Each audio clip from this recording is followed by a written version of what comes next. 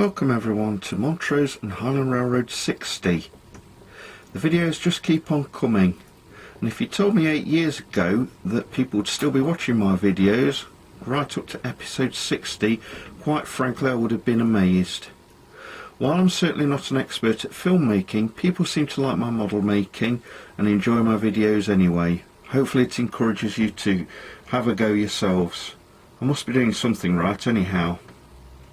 So this is my favourite time of the year, and the time of the year which I chose to model on the Montrose and Highland. October through to December have always held a fascination to me. I've had the pleasure of being at Horseshoe Curve near Altoona in Pennsylvania in autumn, witnessing the leaves turning all the colours of the fall and being able to watch the Norfolk Southern Railroad forging its way up and down the hill. I've certainly been to no better place to watch American railroads in person, and it's a treat to be able to watch the Virtual Railfan channel on YouTube, and in particular see Horseshoe Curve again on the live webcams. So coming up in this video, we wrap up the series on the different areas of my layout with a trip to Cherry Valley.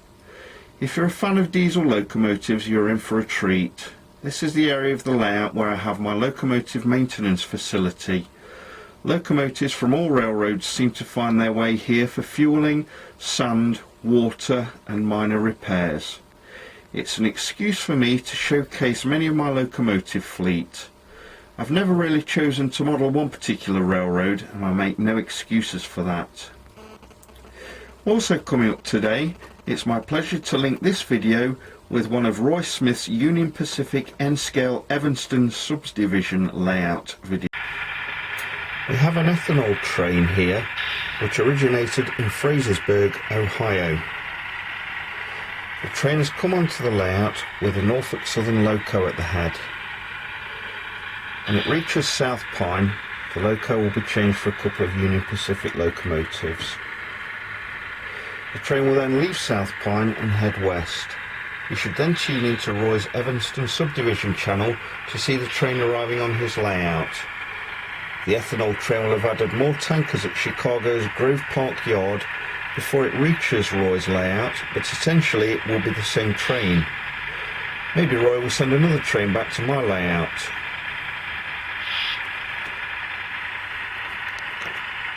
The last two Montrose and Highland videos were bumper editions. Some of you said you really enjoyed them, but others said they enjoy more bite-sized videos, probably no more than 10 minutes in length. I'll be interested to know what your opinion is. Do you enjoy the shorter videos rather than the longer ones? Let me know. I mentioned earlier that there are some parts of my videos which are either out of focus or dark. I want to thank you formally for continuing to persist with my videos. As I said earlier, I'm not a filmmaker. I know that other video channels are more professional looking than mine, but I also know that you guys seem to like my railroad and my modelling, and that's why I persist. So again, thank you for continuing to watch. Now back to the regularly scheduled programme. First things first. You might remember in the last video seeing Dale, the highballing hogger, taking his place on the Pennsylvania Street Road Bridge, watching trains go in and out of Blue Haven Yard. Well, little Dale was in a very precarious position, and a police patrol car pulled up alongside him. Officers Bert and Ernie persuaded little Dale that he should look for a less perilous place to watch trains immediately. As little Dale enjoys visiting Denny's regularly, he decided to relocate back to Denny's car park.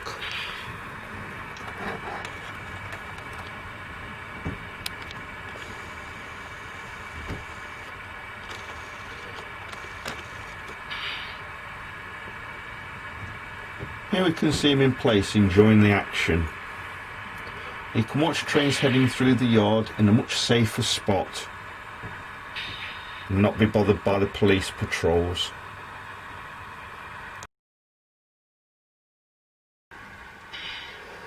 Cherry Valley in Ohio is a place where my locomotive maintenance facility is located. Locos from all over the States and Canada find their way here for fuel, sand, water and maintenance. For more extensive work, locos can go through to Highland Works, which is further east along the line. However, there is always a good turnout of locos at Cherry Valley, and here we can see examples of power from many different American and Canadian railroads.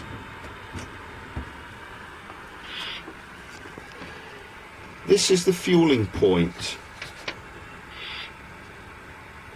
Locos arrive here for topping up. The model is actually a British one made by Graham Farish, but I like it a lot. Who's to say that the Montrose and Highland facility has to be identical to one which, for example, CSX or BNSF uses? I'll just move 8520 out so that we can take a closer look.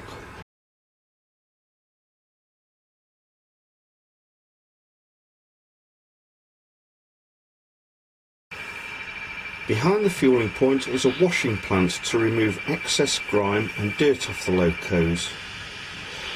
There's also a sanding tower here to refill the loco sand boxes. Sand is used to help the wheels of the locos gain traction on slippery and greasy rails, and is particularly useful at this time of the year. The washing plant was made by Graham Farish, but the sanding tower was made by an American company, which I don't recall right now. And at the back here is a grounded Pennsylvania Railroad sand car.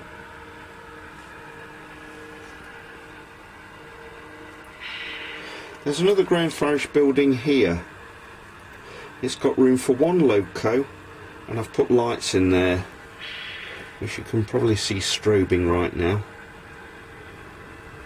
I also had to lift the foundations on this because British N gauge is 1 in 1/60th scale, while American N scale is 1 in 1/48th.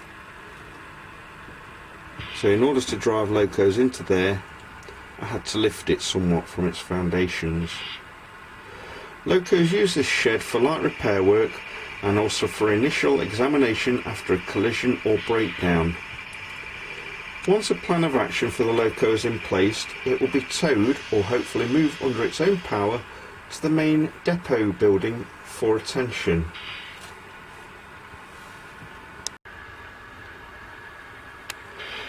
Here we can see the main depot building alongside Pennsylvania Street Road Bridge, and it's got some locos in the main building receiving attention. Although I've not modelled it, I assume there's a crane in here to lift out power units, or maybe the locomotive itself for more extensive work.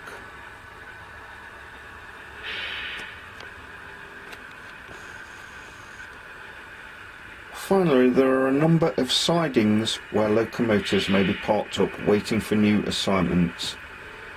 It gives me a great opportunity to showcase my locos.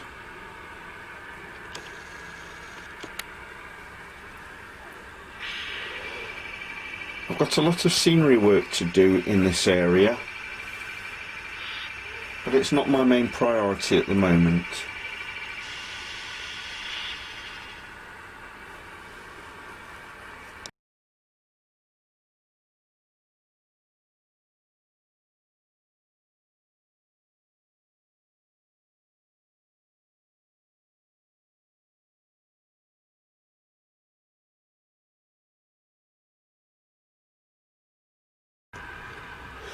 Finally, at the rear of the depot facility is the Morning Harvest corn syrup plant. My perverse sense of humour deliberately placed it side by side with the loco facility. The cleanliness and hygiene of the plant alongside the dirty loco facility. What a contrast! It will no doubt never happen in real life, but I think it will look good here. Obviously it still needs modelling properly, and I've just set down a few buildings and tanks here to represent the facility for the time being. I've done a little more scenery around the layout since last you saw me. Here's a nice little scene with the hut in the yard on the corner of Blue Haven and Cherry Valley with some bushes.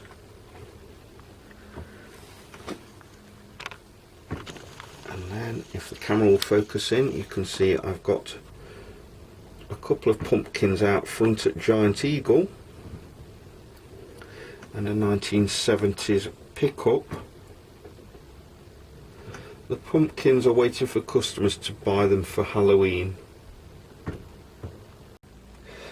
Talking of pumpkins, here at one of the houses in South Pine, they're out on the front ready for Halloween.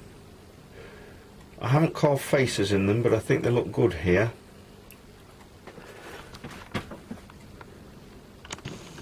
And then I've put a nice little pumpkin patch by the yard tracks.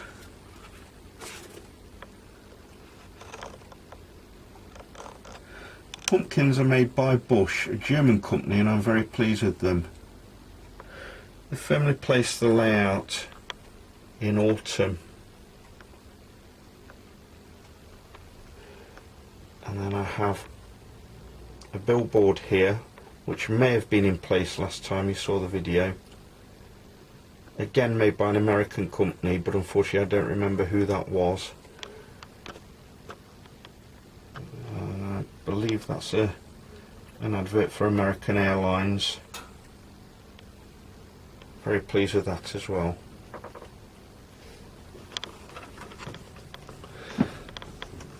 The layout's having a visit from one of my friend's locos. Lackey has lent me 4838, an SD 70 ACE, and it actually did make an appearance earlier on in the year.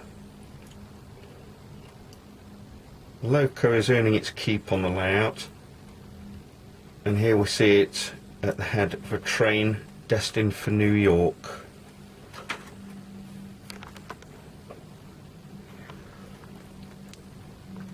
Here's a new boxcar I've got. It celebrates the 45 years of the Model Railroader magazine layout, the Milwaukee, Racine and Troy. It's a limited edition boxcar. It's actually quite expensive, but I'm glad it's on the layout. And just like every year at this time, the Thanksgiving car has arrived on the layout. Very soon I'll be getting the Christmas ones out too.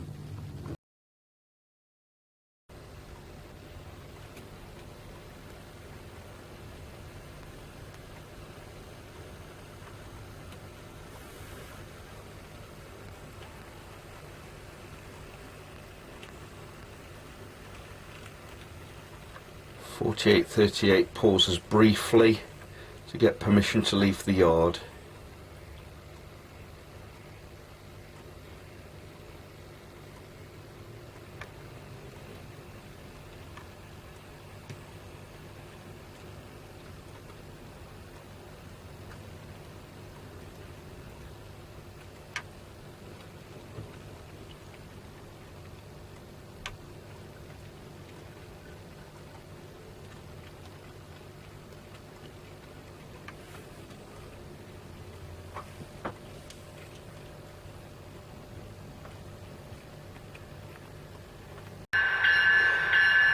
And now we see the Norfolk Southern ethanol train heading out on its way to Roy Smith's Evanston subdivision layout.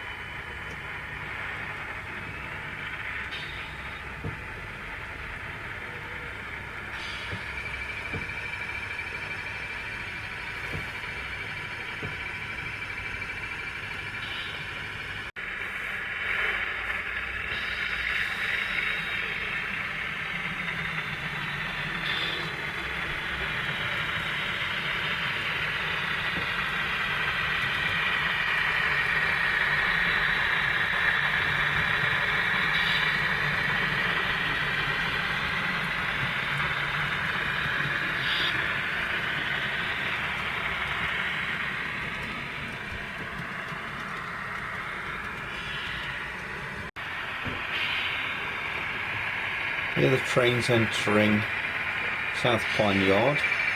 It needs to pause here to receive permission to enter the yard. We saw from the last video that it's not allowed to enter any other siding other than the middle one in this yard, so it's now waiting for permission to enter.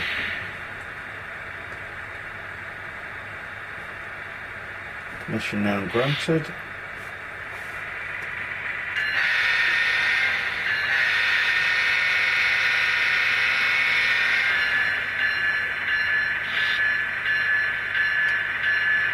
And the train now picks its way over the switches into the yard.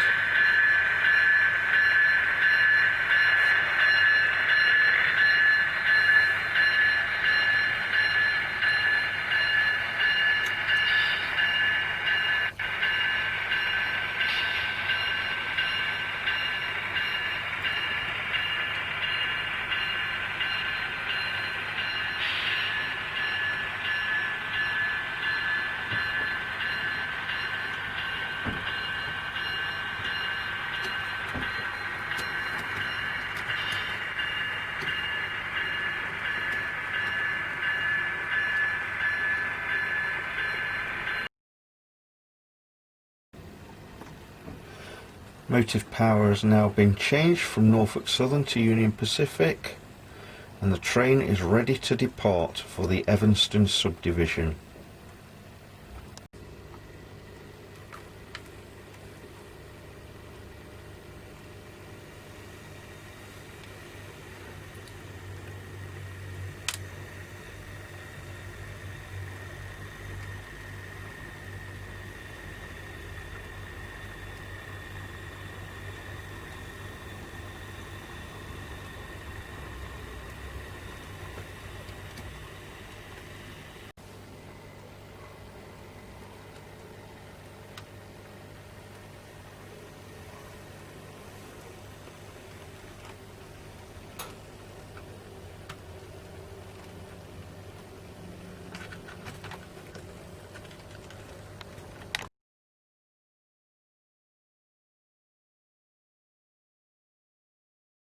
That just about wraps up episode 60 of the Montrose and Highland Railroad. There's no top tip this month, unfortunately. I didn't have one ready. If you enjoyed the video, please give the video a thumbs up and consider subscribing. Maybe leave me a comment down below. I've got plenty of ideas for videos coming up in 2021, and I'm hoping to have another video ready just before Christmas, so stay tuned. It's now well and truly model railroading season, so get back to your own layouts and have some fun. Bye for now.